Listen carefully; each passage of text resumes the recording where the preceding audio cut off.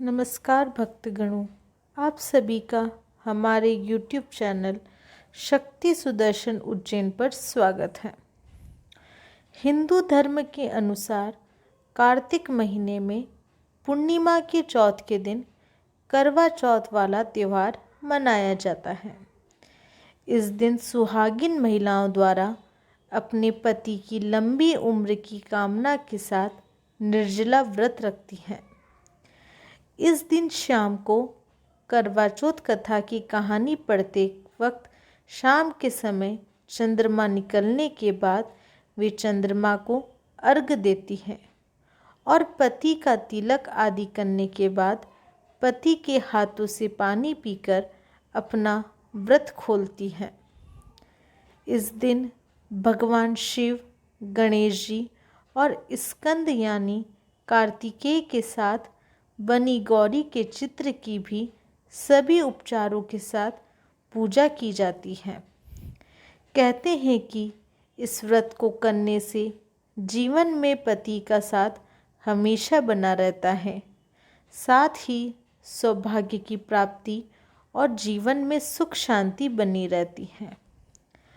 आज की इस वीडियो में हम करवा चौथ व्रत कथा का श्रवण करेंगे। इस वीडियो को अंत तक ज़रूर देखिएगा और हमारे चैनल को सब्सक्राइब करें और बेल आइकन को दबाएं ताकि आने वाली नई वीडियोस की नोटिफिकेशन आपको मिलती रहे। चलिए वीडियो शुरू करते हैं। बहुत समय पहले की बात है। एक साहूकार के 7 बेटे और उनकी एक बहन करवा थी।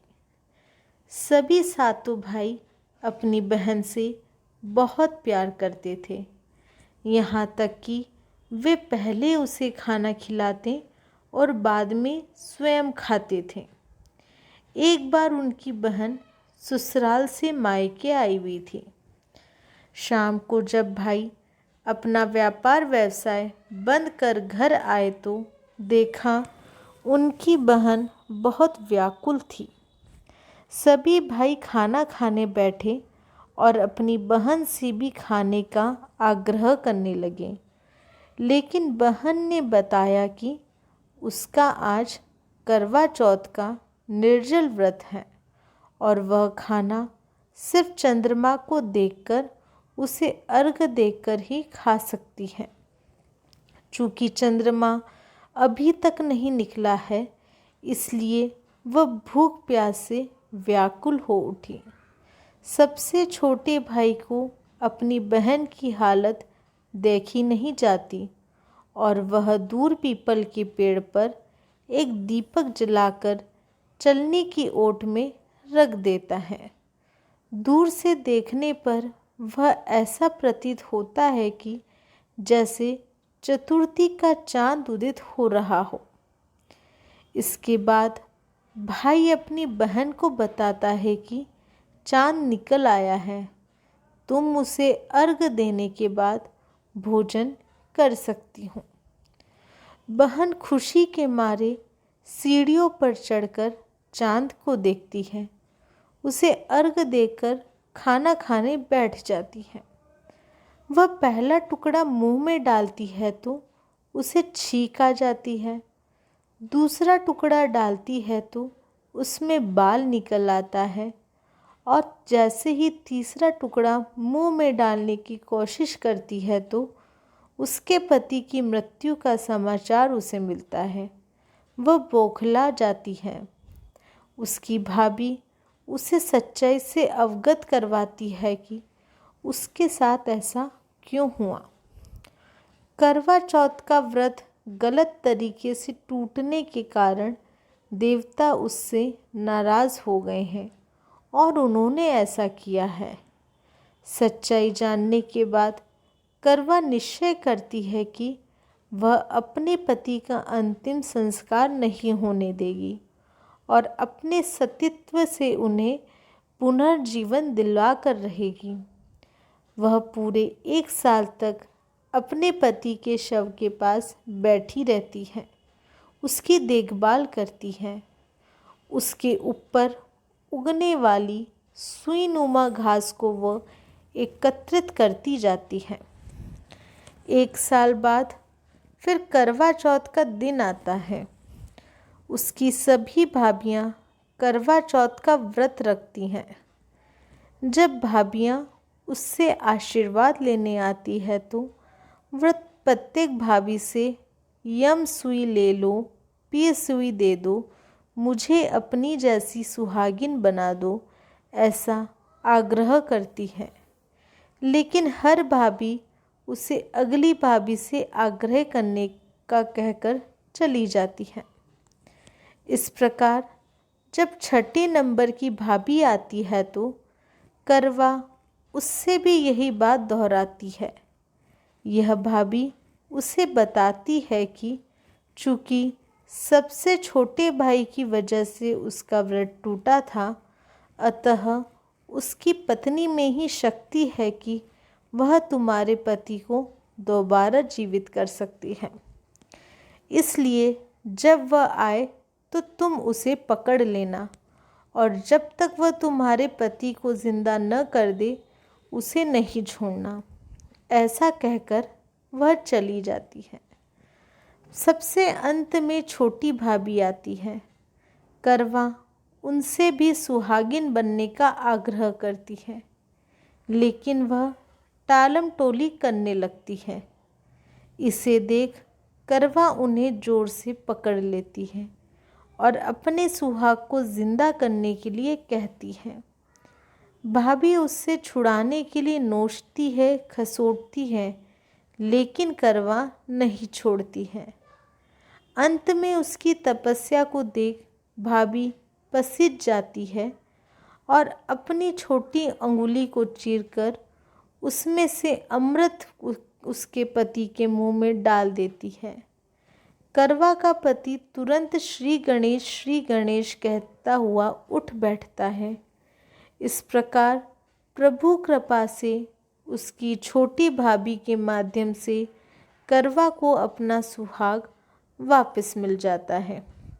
हे श्री गणेश, माँ गौरी, जिस प्रकार करवा को चीर सुहागन का वरदान आपसे मिला, वैसा ही सब सुहागिनों को मिले।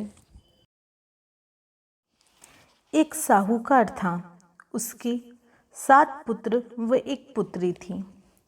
8 संतान में बेहद प्रेम था और वे नित्य हंसते बतियाते एक साथ भोजन करते थे। कार्तिक के कृष्ण पक्ष चतुर्थी के दिन करवा चौथ का व्रत था। सभी भाभियों ने उपवास किया तो बहन ने भी उपवास रखा। शाम को भाई खेत से आए तो ककड़ी, फली, सिंगाड़े आदि लेकर आए। बहन से बोले, ताजा ताजा खा ले। बहन ने कहा, मेरा आज करवा चौथ का व्रत है, मैं तो चंद्र दर्शन करके ही भोजन ग्रहण करूंगी। भाई बहन से बहुत प्यार करते थे। उन्होंने नकली चंद्र दर्शन कराने की सोची। उनमें से एक दीपक लाया, एक चलनी लाया और दूर एक बालू के टीले की ओर से चलनी के पीछे दीपक रखकर धीमे धीमे उसे ऊंचा किया। शेष भाइयों ने बहन को कहा, चांद उग आया, दर्शन कर ले। बहन ने अपनी भाभियों को भी दर्शन करने के लिए कहा। शेष भाइयों ने बहन को कहा, चांद उग आया, दर्शन कर ले। बहन ने अपनी भाभियों को भी चांद की दर्शन के लिए बुलवाया तो उन्होंने यह कहकर टाल दिया कि बहन जी, अभी तो आपका चांद उगा है, हमारा देर से उगेगा। भोली बाली ननद नहीं समझी। उसने विधि विधान से नकली चंद्रमा को जल चढ़ाया, कुमकुम का छींटा दिया, नमन कर सदा सुहाग की कामना कर भाइयों के साथ भोजन करने बैठ गई। पहले ग्रास में बाल आ गया, दूसरे ग्रास में तिनका, तीसरा ग्रास मुंह में लेते ही ससुराल से संदेशा आया कि बाई का पति ज़्यादा बीमार है, जल्दी से जल्दी इन्हें यहाँ से भेजें। तुरंत ससुराल भेजने हेतु 3 बार संदूक खोली तो काले सफ़ेद कपड़े ही हाथ आए। अतः जल्दी के मारे बिना रंग की पोशाक धारण करके उसके साथ में रवाना हो गई। माँ ने कहा, रास्ते में जो मिले सबको प्रणाम करती जाना। वह पीहर से रवाना हुई और रास्ते में छोटे बड़े पेड़ पौधे सभी को प्रणाम प्रणाम कहती गई। मार्ग में जो भी मिले सभी ने आशीष दिया। तेरे सातों भाई खुश रहे, तो उनका सुख देने वाली शीलवती हो, सुपुत्री हो, पर किसी ने भी सुहागन होने का आशीष नहीं दिया। ससुराल में प्रवेश करते ही छोटी 6 महीने की जेठूथी झूले में सो रही थी। उसने जेठूथी को जाकर कहा, प्रणाम। जेठूथी ने उसे आशीर्वाद दिया, सदा सुहागिन रहो। घर के अंदर प्रवेश करते ही सास ने उसे शगुन के तौर पर परंपरा अनुसार पाटा बैठने को नहीं दिया और कर्कश एवं दुख भरे स्वर्ग से कहा कि जा ऊपर जा, तेरा पति व मेरा लाल मरा पड़ा है। जब उसके पति को शमशान ले जाने लगे तो उसने मना कर दिया और कहा, गांव के बाहर जंगल में मेरे लिए एक झोपड़ी बनवा दो, मैं अपने पति को लेकर वहीं रहूंगी। झोपड़ी में घी का दीपक जलाकर वह वहीं रहने लगी। 4 महीने बाद माघ महीने में तिलचौथ आई। उसने उसको पकड़ लिया और कहा, मेरे पति को जिंदा करो। तब माघ की चौथ ने कहा, मैं नहीं तेरे पति को जिंदा कर सकती। वैशाख की चौथ आएगी तो उसे पकड़ना। वैशाख की चौथ ने भी कहा कि मैं तेरे पति को जिंदा नहीं कर सकती। मेरे 4 महीने बाद भाद्रपद की चौथ आएगी। भाद्रपद की चौथ ने भी मना कर दिया कि कहा कि कार्तिक में करवा चौथ आएगी। कार्तिक की चौथ ही तुझे निहाल करेगी। उसी ने तेरा सुहाग बिगाड़ा है, क्योंकि तूने चलनी में नकली चांद के दर्शन कर लिए। अतः वही नाराज है, उसे ही राजी कर। तू तो कार्तिक की चौथ के ही पांव पकड़कर बैठ जाना। आखिर कार्तिक की चौथ आई। गुस्से में भरी बोली, भाइयों की प्यारी बहन करवा पियो। दिन में चांद उगाणी करवो पी। घड़ी भूखी करवो पी। व्रत बिगाड़ करवो पी। भाद्रपद की चौथ के कहे अनुसार साहूकार की बेटी कार्तिक के चौथ को पांव पकड़कर बैठ गई और अपनी भूल पर रोते हुए कहने लगी, माता, मेरे सुहाग तेरा हाथ में है, तुझे मेरा सुहाग लौटाना पड़ेगा। चौथ माता ने उसे दुत्कारा, फटकारा और कहा, पापनी हत्यारी, मेरे पाँव छोड़। लेकिन साहूकार की बेटी ने कातर स्वर में कहा कि मेरी बिगड़ी आप ही सुधारे, आपको मेरा सुहाग लौटाना ही पड़ेगा।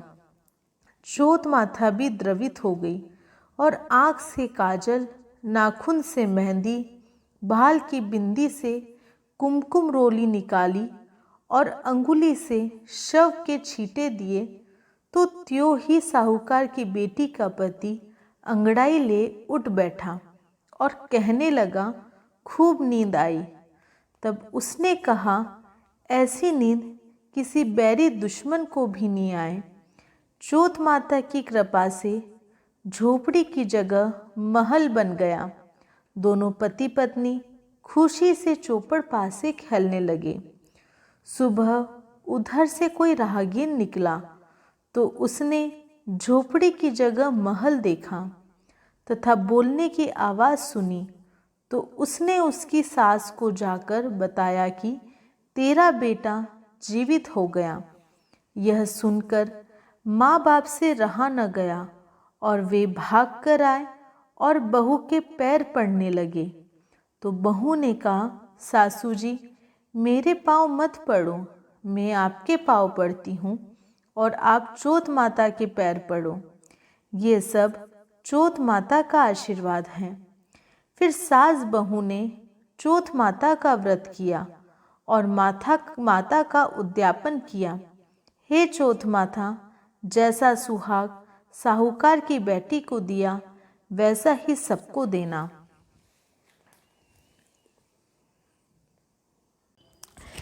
आपको दी गई जानकारी कैसी लगी कमेंट बॉक्स में ज़रूर बताएं और हमारे चैनल को सब्सक्राइब करें और बेल आइकन को दबाएं। जय श्री महाकाल।